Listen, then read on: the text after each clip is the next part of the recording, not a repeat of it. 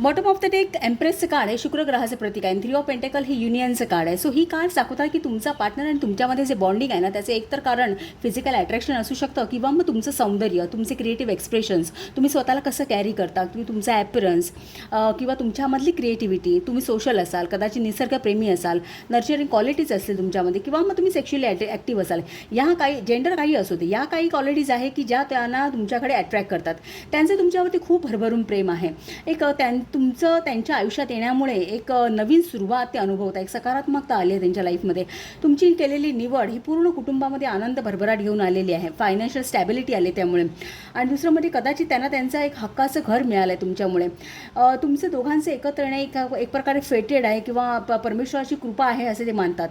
तुमच्या एखाद्या इच्छेखातर किंवा तुमचं कुटुंब हे आनंद राहावं, हसरी राहावं, यासाठी ते कुठलेही आव्हानं पेलायला तयार होतील, कोणाशी लढायला तयार होतील असं त्यांचं म्हणणं आहे.